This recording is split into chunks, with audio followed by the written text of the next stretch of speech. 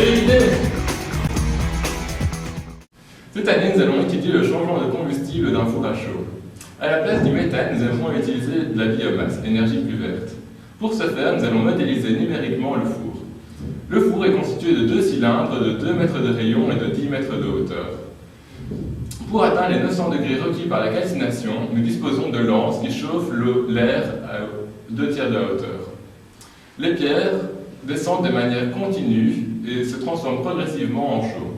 Nous supposons qu'ils occupent la moitié de l'espace. Le four fonctionne de manière alternée. Quand il y a un four qui chauffe, l'air est transmis au deuxième et ça permet une économie. Néanmoins, il faut considérer les pertes liées aux parois. Toutes les entrées se font à 10 degrés et les sorties, gaz et chaud à 80 degrés. Dans les gaz, on retrouve le CO2 de combustion et de calcination, l'air en excès et de refroidissement, ainsi que la vapeur d'eau de la combustion et de biomasse. Démarrons nos calculs avec le rendement de l'usine. Il faut obtenir 600 tonnes par jour de chaud.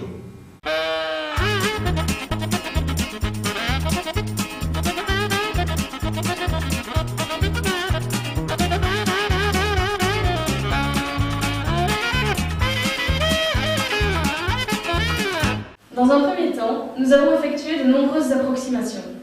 Par la suite, nous les modifierons afin d'obtenir un modèle plus rigoureux. En ce qui concerne notre bilan énergétique, nous pouvons considérer 2 parties, les apports de chaleur et les pertes de chaleur. Au niveau des apports de chaleur, il y a 3 entrées d'air, la chaleur source et les pierres de calcaire. Au niveau des pertes de chaleur, on peut considérer la chaux, les fumées de tous les gaz, ainsi que l'énergie perdue pour la calcination, mais aussi les pertes pariétales. Pour notre projet, nous voulons connaître les températures des gaz et des pierres selon leur position dans le four. Pour cela, nous sommes basés sur notre bilan énergétique ainsi que sur l'équation de la chaleur. Grâce à ceci, nous avons pu comprendre et expliquer les équations que voici, que nous avons implémentées dans MATLAB pour modéliser notre four.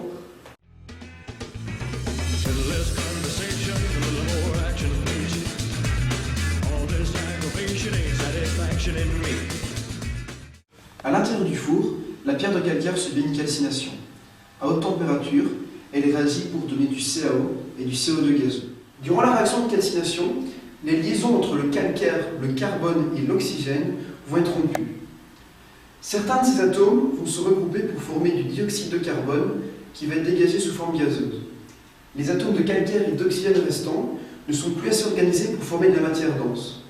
Ils vont donc se regrouper en amas locaux et donc créer à certains endroits des pores.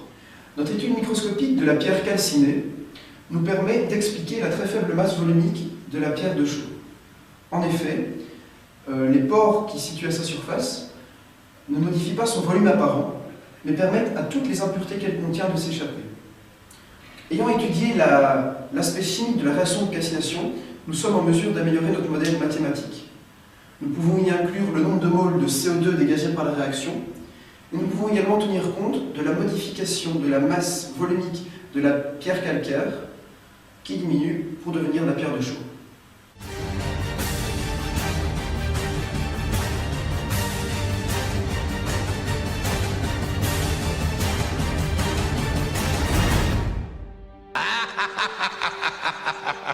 Donc maintenant, nous pouvons virtualiser notre four de Marthe par le programme MATLAB. Nous allons utiliser une méthode itérative. Dans un premier temps, nous allons calculer la quantité de matière et de gaz en fonction de la hauteur pour une quantité de chaux donnée. Nous allons égaler les énergies consommées avec les énergies produites. Donc maintenant, nous pouvons dessiner le graphique du nombre de moles de nos gaz en fonction du four chaud et en fonction du four froid. Voilà, maintenant il ne nous reste plus qu'à trouver la température, la vitesse et le CO2 issu de la calcination. Pour cela, nous allons utiliser une deuxième méthode itérative qui va avoir pour but d'égaler les équations de chaleur. Nous allons ainsi trouver un terme à rajouter à la température de l'itérative précédente. Et finalement, on obtient le graphique des températures des pierres et des gaz. Et les gars, le projet, c'est fini, hein? Yeah!